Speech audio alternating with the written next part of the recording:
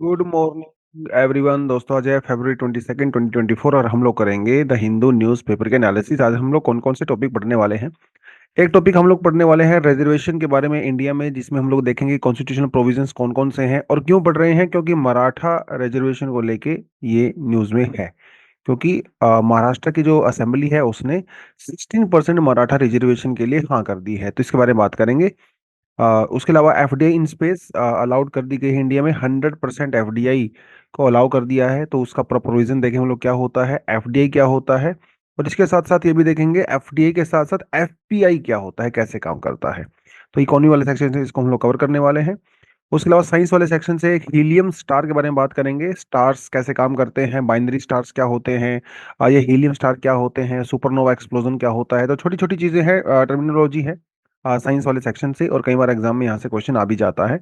उसके अलावा health sector से एक एडिटोरियल आया है, जिसमें ये बताया गया है कि भैया इलेक्शन टाइम आने वाला है, तो इलेक्शन टाइम में किस तरह से पॉलिटिकल पार्टीज अपना मैनिफेस्टो इशू करती हैं, और इस मैनिफेस्टो में हेल्थ सेक्टर का क्या रोल हो सकता है। और थोड़ा सा पास हिस्ट्री हम लोग देखेंगे, इंडिया की परफॉर्मेंस को कुछ वर्ल्ड की दूसरी कंट्रीज के साथ हम लोग कंपेयर करेंगे, जैसे टर्की, थाईलैंड वगैरह। तो ये हम लोग यहाँ से करने वाले हैं। तो हेल्थ सेक्टर एक इंपॉर्टेंट आर्टिकल बनता है मेंस के परस्पेक्टिव से। ठीक है जी, चलिए आगे बढ़ते हैं। अ, पहला जो टॉपिक अपना बनता है यहाँ पे, वो देखिए जरा, मराठा रिजर्वेशन। तो ये आर्टिकल कल भी आया था, आज भी आया है, शायद एक दो दिन बाद भी आएगा, क्योंकि ये काफी इंपॉर्टेंट न्यूज़ है। तो महाराष्ट्र में 10% कोटा दिया गया है मराठास को। पहले ये 16% था, तो एटलीस्ट 16% से घटा के जो है 10% कर दिया गया है। मामला क्या बनता है को बताता हूँ, लेकिन उससे पहले ये जाने कि इंडिया में रिजर्वेशन को लेके कौन कौन से हमारे पास आर्टिकल्स हैं। आर्टिकल 15(4) और आर्टिकल 15(5) ये क्या बात करता है, जो सोशली और एजुकेशनली बैकवर्ड कम्युनिटीज हैं। ठीक है, सोशली और एजुकेशनली बैकवर्ड जो कम्युनिटीज हैं, एससीज और एसटीज के अंदर, उनको एडमिशन देने की बात करता है एजुकेशनल इंस्टीट्यूशंस के अंदर। ठीक है। फिर हमारे पास आता है आर्टिकल 15(6), जो इकोनॉमिकली वीकर, यहां पे सोशली नहीं है, इकोनॉमिकली वीकर कम्युनिटीज को एजुकेशन इंस्टीट्यूशंस के अंदर रिजर्वेशन देने की बात करता है। और ये रिसेंटली ही हम लोगों ने इंट्रोड्यूस किया है 103rd कॉन्स्टिट्यूशनल अमेंडमेंट एक्ट। आपको याद ही होगा, इकोनॉमिकली वीकर सेक्शन को हम लोगों ने दिया है 10%, ये वो है। देन हमारे पास आता है आर्टिकल 16(4), जो कि एससी और एसटीज के अंदर जो बैकवर्ड क्लासेस हैं, मतलब ठीक है, बैकवर्ड क्लासेस और जो एससी एसटीज हैं, ओबीसी की यहाँ पे बात कर रहा है, ओबीसी बैकवर्ड सेक्शन की जो बात करता है, उनको पब्लिक एम्प्लॉयमेंट। देखिए ऊपर वाला क्या था, एजुकेशन इंस्टीट्यूशंस, तो आर्टिकल 15(4) क्या कहता है, एजुकेशन इंस्टीट्यूशन की बात करता है। आर्टिकल 16(4) क्या कहता है, ये पब्लिक एम्प्लॉयमेंट की बात करता है। दोनों फर्क है यहाँ पे। आर्टिकल 16 क्या कहता है, इकोनॉमिकली वीकर सेक्शन को, यानी कि जो जनरल कैटेगरी के अंदर भी इकोनॉमिकल वीकर सेक्शन है, उनको नौकरी देने की बात करता है। तो आर्टिकल 15(6) और आर्टिकल 16(6) ये दोनों ही सिमिलर हैं। सिमिलर इन द सेंस, ये दोनों ही जनरल कैटेगरी के अंदर इकोनॉमिकली वीकर सेक्शन की बात करते हैं। आर्टिकल जो 15(6) है, वो एजुकेशन इंस्टीट्यूशन में रिजर्वेशन की बात करता है। आर्टिकल 16 जो है वो सरकारी नौकरी में रिजर्वेशन देने की बात करता है। ईडब्ल्यूएस इकोनॉमिकली वीकर सेक्शन को जो 10% का कोटा दिया गया है। उसके अलावा हमारा जो आर्टिकल 335 है, वो भी शेड्यूल कास्ट और शेड्यूल ट्राइब को रिजर्वेशन देने की बात करता है under union and the state, जो सर्विसेज होती हैं उसके अंदर बात करता है। फिर हमारे पास आता है 77th अमेंडमेंट एक्ट, जो 1995 के अंदर पास हुआ। ये पहले रिजर्वेशन के अंदर प्रमोशन नहीं होती थी, मतलब प्रमोशन के प्रोविजन में रिजर्वेशन नहीं होती थी, लेकिन यहाँ पे इंट्रोड्यूस किया गया पहली बार 77th amendment act 1995, reservation in the promotion also for the एससीज एंड एसटीज। ठीक है, यहाँ पे ओबीसी इंक्लूड नहीं है, एससी और एसटी इंक्लूड है, ये अपने थोड़ा ध्यान देना है।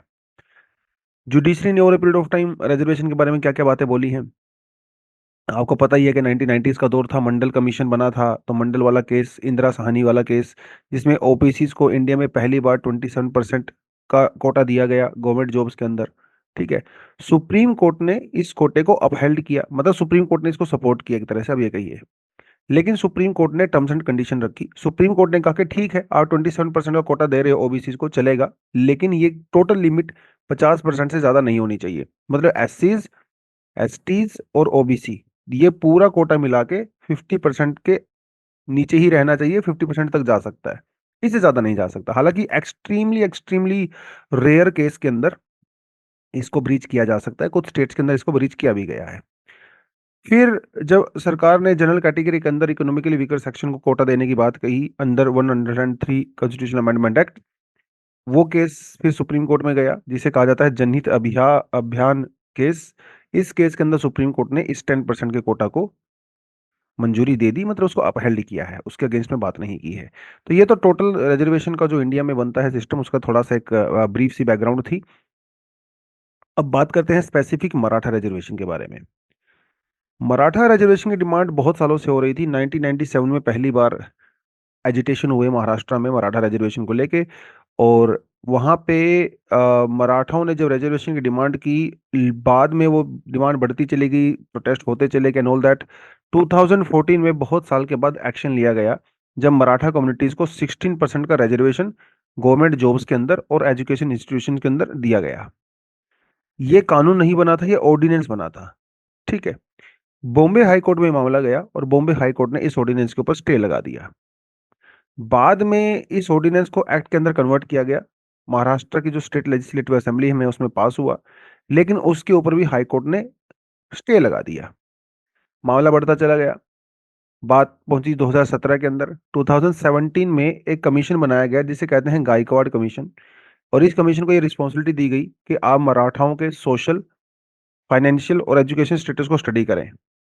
इस कमीशन ने फाइनली अपनी रिपोर्ट दी, और इस रिपोर्ट के बेसिस पे social and educationally backward class act 2018 पास किया गया, जिसमें मराठाओं को 16% का रिजर्वेशन दिया गया। तो ये मामला पूरे का पूरा इस समय कमीशन के थ्रू आया, और फिर बाद में इसको कानून पास किया गया। लेकिन ये मामला फिर सुप्रीम कोर्ट में चला गया। 2021 में सुप्रीम कोर्ट ने मराठा रिजर्वेशन को अनकॉन्स्टिट्यूशनल डिक्लेयर कर दिया। कोर्ट ने यह कहा कि जो गायकवाड़ कमीशन ने जो रिपोर्ट दी थी उसमें जो डेटा दिया है वो सफिशिएंट नहीं है। ये कह के उन्होंने उसको रिलीज कर दिया, और ये भी कहा साथ के साथ कि ये आप कोटा को 50% से ज्यादा इंक्रीज नहीं कर सकते। और लेकिन सुप्रीम कोर्ट ने ये परमिशन दे दिया कि सरकार एक नया कमीशन बनाए, जिसके तहत पूरी तरह से डेटा को कलेक्ट किया जाए, एम्पिरिकल डेटा को कलेक्ट किया जाए, और ये प्रूफ किया जाए कि Maratha community actually backward community है। सुप्रीम कोर्ट के कहने पर बाद में सरकार ने क्या किया, जस्टिस शुक्रे पैनल बनाया। ठीक है, शुक्रे पैनल 2023 में बनाया, और इसने लार्ज स्केल सर्वे किया कम्युनिटी का, और इस कमेटी ने यह पाया कि महाराष्ट्र में जो मराठा कम्युनिटी है, इस पैनल की जो ऑब्जर्वेशन है वो ये है कि मराठाओं की जो टोटल पॉपुलेशन है महाराष्ट्र में 28% है। ठीक है। इन 28% में से 84% जो मराठा फैमिलीज है वो बैकवर्ड है, ये इन्होंने पाया। ठीक है। इसीलिए ये सेपरेट रिजर्वेशन की ब्रैकेट के अंदर आने चाहिए। दूसरी बात, कारण क्या है, मराठा कम्युनिटी इतनी डोमिनेटिंग कम्युनिटी होते हुए भी महाराष्ट्र में बैकवर्ड कैसे हो सकती है भैया? बैकवर्ड इसलिए हो सकती है कि over a period of time जो एग्रीकल्चर इनकम है वो डिक्लाइन हो गई, क्योंकि मराठा कम्युनिटी बेसिकली एक एग्रीकल्चर बेस्ड इकोनॉमी कम्युनिटी रही है। एग्रीकल्चर इनकम कम हो गया तो ऑफ कोर्स इनकी इनकम भी कम हो गया, इकोनॉमिकली पिछड़ गए। लैंड होल्डिंग थी वो कम हो गई over a period of time, obviously, जिसकी वजह से पॉवर्टी यहाँ पे आई और बैकवर्डनेस आई। महाराष्ट्र के अंदर फार्मर सुसाइड एक काफी अनफॉर्चुनेट सा इंसिडेंट है जो फ्रीक्वेंटली वहां पे होता है। 94% जो डेथ होती है महाराष्ट्र में फार्मर्स की, वो मराठा फैमिलीज कम्युनिटी से बिलोंग करते हैं।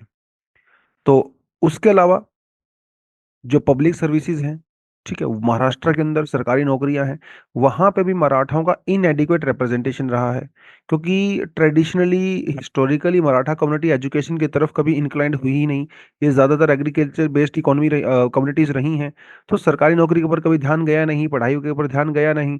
अब पढ़ाई के ऊपर ध्यान गया क्यों? क्योंकि उधर से आपकी इनकम कम हो गई है, लैंड होल्डिंग कम हो गई है, तो अब एजुकेशन की तरफ आने की कोशिश कर रहे हैं, लेकिन वो कम्युनिटीज वहाँ पे एजुकेशन पहले से सैचुरेटेड है, इसलिए अपना रास्ता ढूंढने के लिए डिमांड कर रहे हैं, किसकी? रिजर्वेशन की डिमांड कर रहे हैं।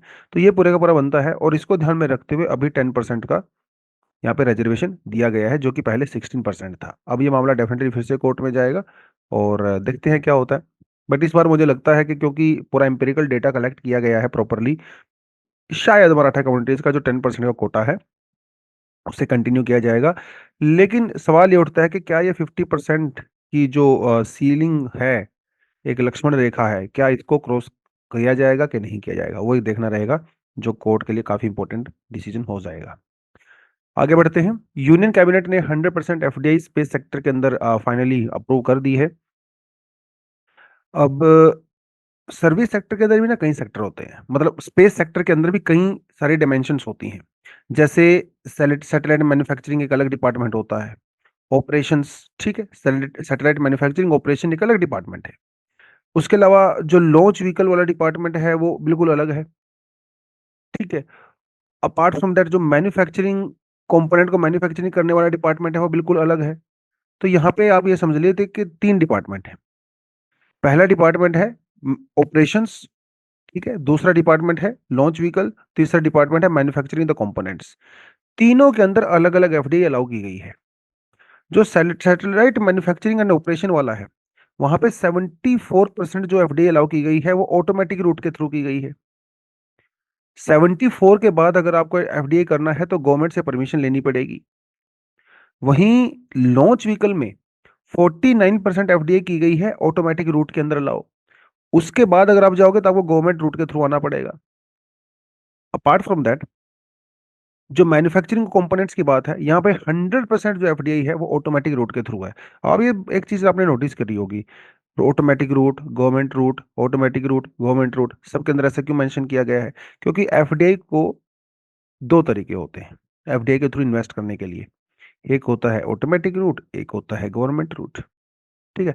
तो जो एनआरआईज होते हैं, नॉन रेजिडेंट्स होते हैं, या जो इंडियन कंपनीज होती हैं, ऑटोमेटिक थ्रू रूट के थ्रू जब ये आती हैं इंडिया में, इन्वेस्ट करती हैं किसी कंपनी में, किसी नए सेक्टर में, तो उन्हें आरबीआई की प्रायर परमिशन की रिक्वायरमेंट नहीं है। ना ही इनको गवर्नमेंट से प्रायर इंफॉर्मेशन या प्रायर परमिशन चाहिए। इसे ऑटोमेटिक रूट कहते हैं, ठीक है। फॉरेन कंपनीज भी आ सकती हैं अगर गवर्नमेंट अलाउ करती है, अलग अलग परसेंटेज के परस्पेक्टिव से। एक होता है government route. Government route usually या तो जो सेंसिटिव मैटर्स होते हैं, सेंसिटिव सेक्टर जैसे न्यूक्लियर हो गया, डिफेंस हो गया, ऐसे में आपको गवर्नमेंट रूट के थ्रू आना पड़ता है। तो गवर्नमेंट रूट के थ्रू जब आप आते हो तो गवर्नमेंट की परमिशन आपको मैंडेटरी लेनी ही पड़ती है। और कंपनीज वगैरह के अंदर आप डेफिनेटली इन्वेस्ट कर सकते हो। तो एक हमारे पास फॉरेन इन्वेस्टमेंट फैसिलिटेशन एक पोर्टल होता है, एक वेबसाइट होती है, जिस पे जाके आप अप्लाई करें। आप अपना प्रपोजल दोगे, उस प्रपोजल में आप बताओगे सरकार को कि भाई देखिए ये हमारा प्रपोजल है, इतना हम लोग इन्वेस्ट करना चाहते हैं एंड ऑल दैट। तो एक सिंगल विंडो क्लियरेंस सिस्टम होता है ये। इसमें आपकी पूरी बातों को स्टडी करके आपको परमिशन दे दिया जाता है। तो यहाँ पे आपका डिपार्टमेंट ऑफ प्रमोशन इंडस्ट्री भी इन्वॉल्व होता है, मिनिस्ट्री ऑफ कॉमर्स भी इन्वॉल्व होता है, कई सारी मिनिस्ट्रीज यहाँ पे इन्वॉल्व होती हैं। फिर बाद में जाके आपको परमिशन दे दी जाती है। इसे कहते हैं गवर्नमेंट रूट। और एक होता है ऑटोमेटिक रूट जिसमें किसी परमिशन की रिक्वायरमेंट नहीं है। तो आर्टिकल में आपने ऊपर देखा, आ, हम लोग जैसे 74% की जो एफडीआई है ऑटोमेटिक रूट के अंदर है, उसके बाद आपको गवर्नमेंट का रूट लेना पड़ेगा। कर सकते हो 74 के बाद भी, ऐसी दिक्कत नहीं है, लेकिन परमिशन के साथ करना पड़ेगा, क्योंकि स्पेस का मामला है ना, थोड़ा सेंसिटिव है, इसलिए आप इसमें 100% नहीं कर सकते क्रूशियल मामलों में, ठीक है। तो ये है पूरा इशू। अब इससे बेनिफिट क्या होगा? स्पेस सेक्टर में के अंदर प्राइवेट सेक्टर का पार्टिसिपेशन बढ़ेगा। प्राइवेट सेक्टर का पार्टिसिपेशन बढ़ेगा, उससे क्या होगा? बिजनेस एक्सपेंड होगा। बिजनेस एक्सपेंड होगा तो एम्प्लॉयमेंट जनरेट होगी। और ये स्पेस के अंदर कोई ऐसी वैसी एम्प्लॉयमेंट नहीं होती है, ये हाई पेइंग जॉब्स होती हैं, हाई स्किल्ड वर्कर्स यहाँ पे काम करते हैं, है ना। साइंटिस्ट लोग, इंजीनियर्स लोग, वो यहाँ पे काम करते हैं। इससे क्या होगा? इंडिया के अंदर मॉडर्न टेक्नोलॉजी आएगी, क्योंकि विदेशी कंपनी आएंगी तो भाई अपने साथ मॉडर्न टेक्नोलॉजी लेके आएंगी। इंडिया का जो पूरा स्पेस की जो कंपनी है, ग्लोबल वैल्यू चेन के अंदर ऐड हो जाएंगी। इंडिया के अंदर मैन्युफैक्चरिंग फैसिलिटीज बढ़ेंगी, तो इंडिया एक हब के रूप में उभरेगा एज अ स्पेस इंडस्ट्री के रूप में, राइट। तो ये कुछ बताया गया है यहाँ पे। तो दिस इज योर एफडीआई, दो रोड के थ्रू आता है। तो FDI is defined as a investment in which a company takes controlling ownership और business entity in another country, ठीक है। तो अगर कोई अमेरिकन कंपनी अगर इंडियन कंपनी के अंदर इन्वेस्ट करती है, तो सिर्फ पैसा इन्वेस्ट नहीं कर रही है भाई, वो वहां की मैनेजमेंट में भी इन्वॉल्व रहती है। यहाँ का जो डे टू डे ऑपरेशन होता है उस कंपनी में, वहां पे भी होती है, मतलब डिसीजन मेकिंग पावर में होती है। बेसिकली आपकी जो बोर्ड के अंदर सीट्स होती है ना, बोर्ड, जो कंपनी का बोर्ड होता है, उस बोर्ड के अंदर भी वो होती है। एफडीआई मतलब आप अभी उस कंपनी के मालिक हो रहे हो, उस कंपनी के अंदर क्या हो रहा है, कहाँ से डिसीजन लिया जाएगा, वो सारा काम वो कंपनी भी देखती है। ठीक है, जितना परसेंटेज आप इन्वेस्ट करते हो उसके परस्पेक्टिव से। पहले इसकी एक सिंपल डेफिनेशन ये भी हो सकती है, होती है कि अगर कोई विदेशी कंपनी इंडियन कंपनी में 10% से ज्यादा इन्वेस्ट करती है तो उसे एफडीआई कहा जाता है। ये सरकार ने क्या किया, कुछ साल पहले एक सिंपल सी डेफिनेशन इंक्लूड कर दिया। पहले इस तरह की कोई हार्ड डेफिनेशन नहीं होती थी। आप जब लॉन्ग टर्म इन्वेस्ट करते हो किसी कंपनी में, उसकी मैनेजमेंट में इन्वेस्ट करते हो, ठीक है, लैंड में इन्वेस्ट करते हो, कैपिटल में इन्वेस्ट करते हो, तो वो एफडीआई मानी जाती थी। जब आप उस कंपनी के सिर्फ शेयर्स में इन्वेस्ट करते थे, ओनली शेयर्स, शेयर मार्केट में, ठीक है, तो वो एफडीआई नहीं मानी जाती थी, उसे कहते हैं एफपीआई। तो एफपीआई में क्या होता है, इसे कहते हैं फॉरेन पोर्टफोलियो इन्वेस्टमेंट। इसके अंदर क्या होता है, आप उस कंपनी के शेयर्स परचेज करते हो, ठीक है, आप उस कंपनी में इन्वेस्ट तो करते हो लेकिन एफडीआई की तरह नहीं करते हो, शेयर्स परचेज करते हो। या फिर आप कह सकते हैं कि लेस देन 10% अगर आप शेयर परचेज करते हैं तो एफडीआई नहीं है, वो एफपीआई है। ठीक है, स्टॉक मार्केट के थ्रू आप वो सब करते हो। तो ठीक है, आप इंडियन हो, स्टॉक मार्केट के थ्रू कर सकते हो। जो विदेशी लोग होते हैं वो कैसे इन्वेस्ट कर सकते हैं, एडीआर के थ्रू, ठीक है, जीडीआर के थ्रू, बॉन्ड्स के थ्रू, गवर्नमेंट बॉन्ड्स खरीदते हैं, म्यूचुअल फंड्स के थ्रू। ये कुछ ऐसे तरीके होते हैं कि विदेशी कंपनियां इंडियन कंपनीज के अंदर इन्वेस्ट कर सकती हैं। ठीक है, लेकिन आपको पता है शेयर मार्केट तो काफी वोलेटाइल होती है। आप जब मर्जी पैसा लगाइए, जब मर्जी निकालिए, तो इसीलिए काफी लिक्विड होता है, वोलेटाइल होता है और रिस्की होता है। एफडीआई उतना रिस्की नहीं होता, क्योंकि एफडीआई में क्या होता है, आप कैपिटल के अंदर इन्वेस्ट करते हो, आप जमीन खरीदते हो, आप मशीनें लेके आते हो, आप मैन पावर लेके आते हो, है ना, आपका इन्वॉल्वमेंट ज्यादा होता है, डीप इन्वॉल्वमेंट होता है। तो एफडीआई से भागना इतना आसान नहीं है, बड़ा डिफिकल्ट हो जाता है। लेकिन एफपीआई तो क्या करते हैं, सीधा से भाग जाते हैं। उनको ऐसा लगता है कि थाईलैंड में, वियतनाम में, चाइना में अगर बेटर रिटर्न्स मिल रहे हैं तो वो कंपनीज वहां भाग जाती हैं, इन्वेस्टर्स इंडिया से पैसा निकाल के 1-2 दिन के अंदर। एफडीआई में बड़ा मुश्किल हो जाता है, इसलिए एफडीआई को जो है ज्यादा पसंद किया जाता है, वेलकम किया जाता है एज कम्पेयर टू एफपीआई। ठीक है, तो ये बड़ा मामला बनता है। ओके, आगे बढ़े। Astronomers find the small hot helium star they were looking for. ठीक है, सो देखिए, हमें अच्छे से पता है कि भी ये स्टार के अंदर क्या होता है। ठीक है, इंक्लूडिंग आवर सन। स्टार के अंदर क्या होता है, हाइड्रोजन एटम आपस में मर्ज करते हैं और हीलियम कन्वर्ट करते हैं, जिसे हम लोग कहते हैं न्यूक्लियर फ्यूजन रिएक्शन। इस न्यूक्लियर फ्यूजन रिएक्शन से एनर्जी रिलीज होती है।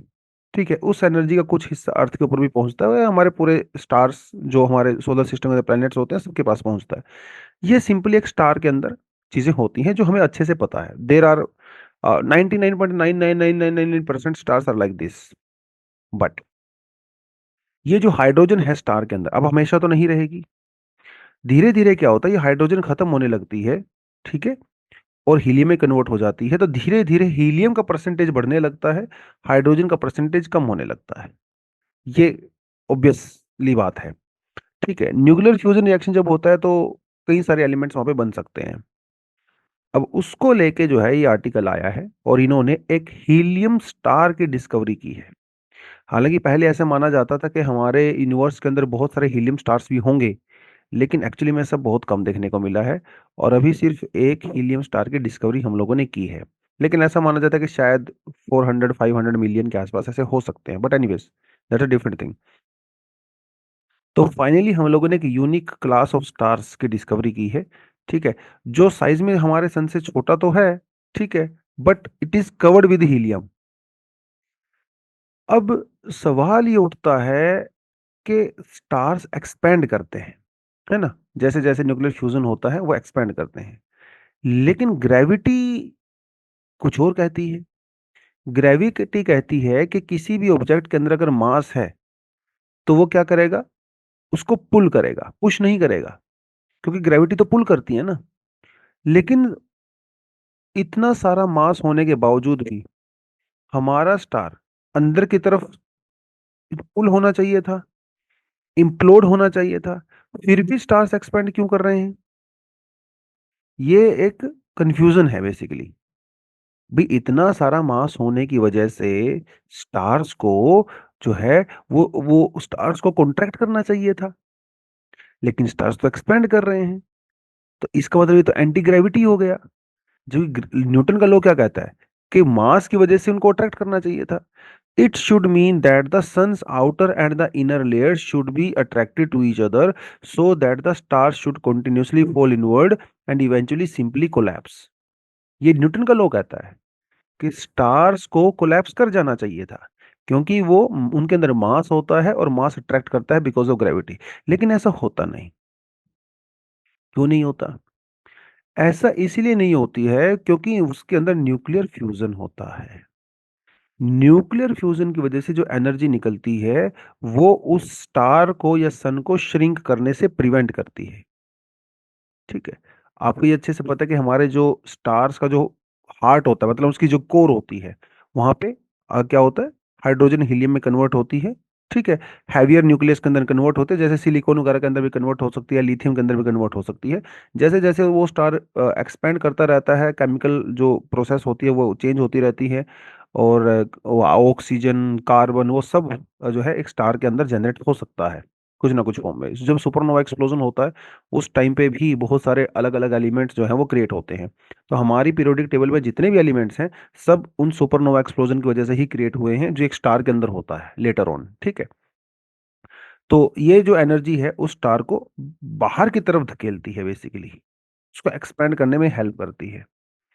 लेकिन अंदर जो हाइड्रोजन हीलियम में कन्वर्ट हो रही है उसकी वजह से उनका कॉन्ट्रैक्शन हो सकता है। बट यहाँ पे दो फोर्स काम कर रही हैं, एक है ग्रेविटी जो उसको श्रिंक करती है, एक है न्यूक्लियर फ्यूजन जो कि उसको एक्सपैंड करती है। तो इस पूरी प्रोसेस में ये चलती रहती है, इसे कहते हैं मेन सीक्वेंस। ठीक है। इसको मेन सीक्वेंस कहते हैं। हमारी जो गैलेक्सीज हैं, हमारी जो यूनिवर्स है उसके अंदर ज्यादातर ये मेन सीक्वेंस स्टार ही आपको देखने को मिलते हैं। बट अब क्या है, एक खेल यहाँ पे है। वो खेल ये है कि ये जो स्टार्स की हम लोग बात कर रहे हैं, अगर वो सन से काफी बड़े हैं, स्पेशली अगर आप कहें कि if they are 8 times more massive than the सन, ठीक है, उन्हें हम लोग, वहां पे बाइनरी स्टार्स होते हैं। बाइनरी स्टार का मतलब होता है दो स्टार होता है।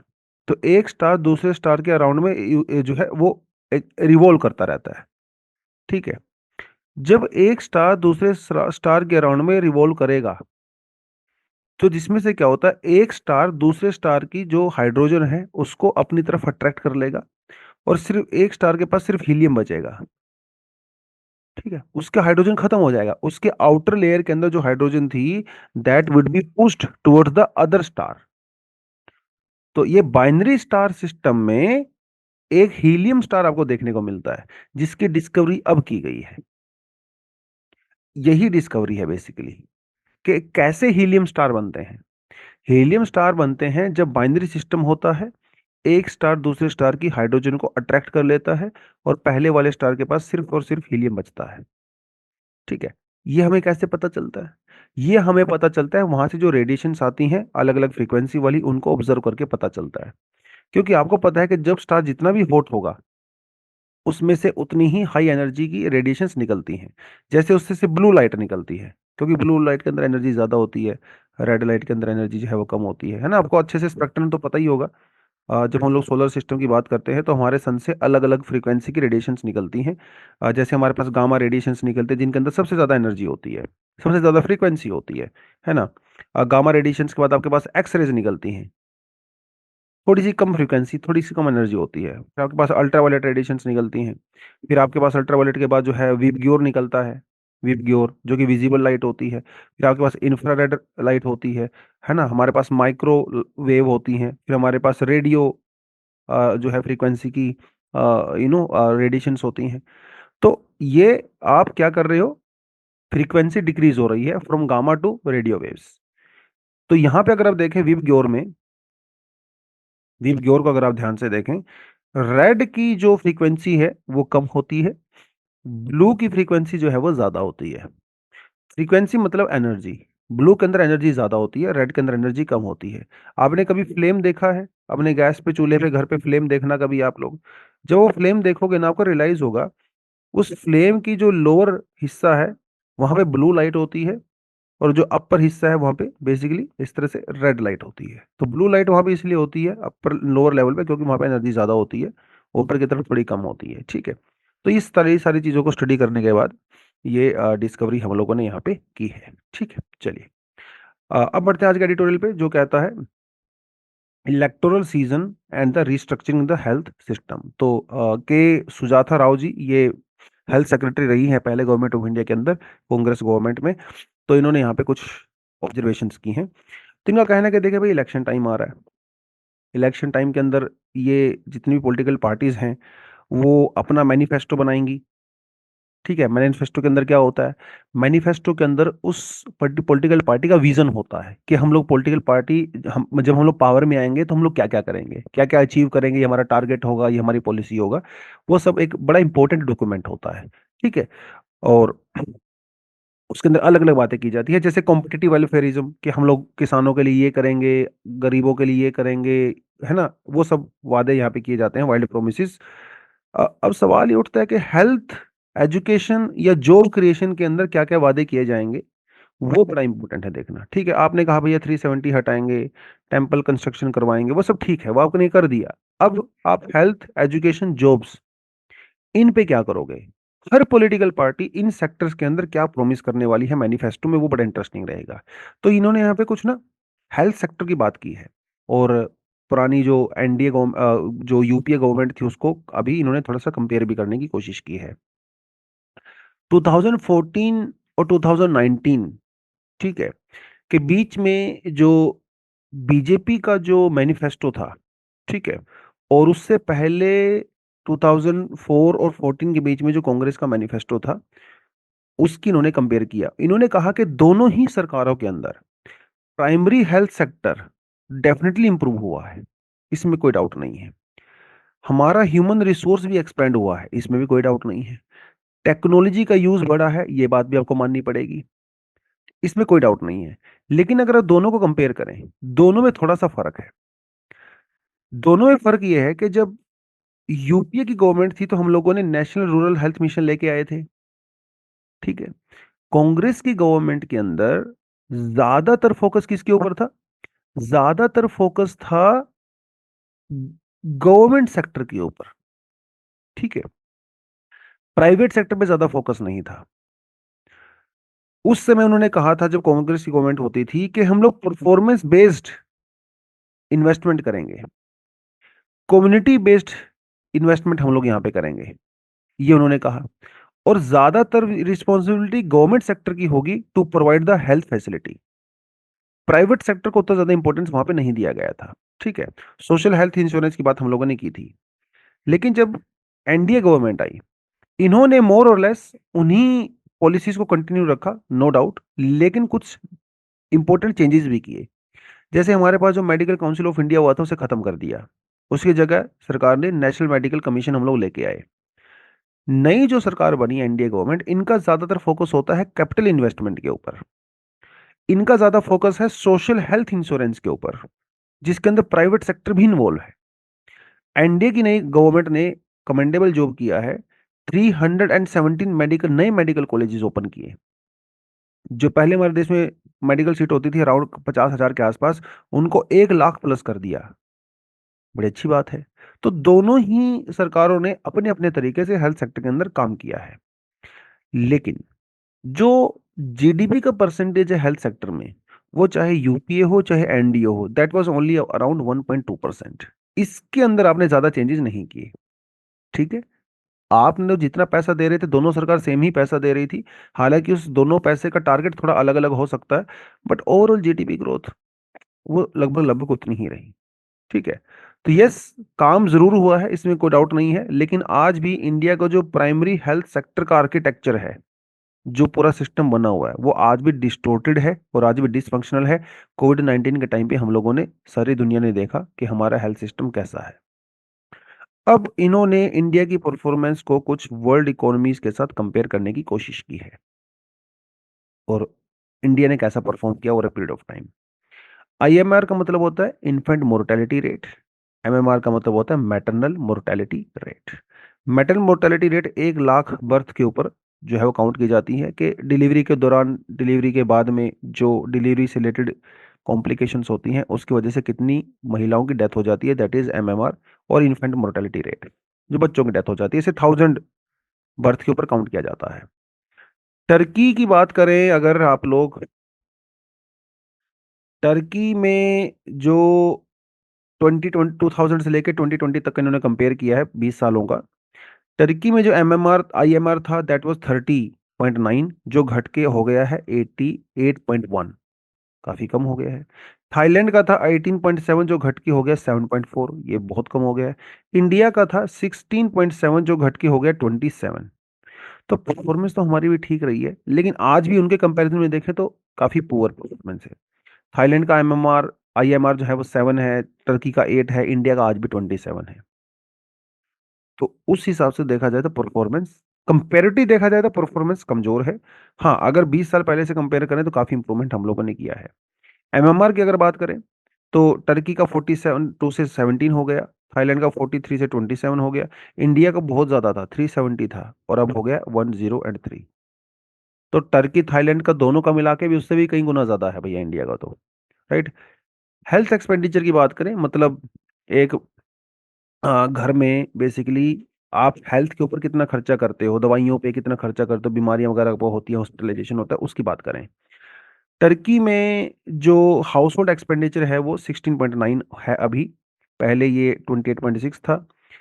थाईलैंड में 34.2 था, अब ये घट के सिर्फ और सिर्फ 8.7 रह गया है।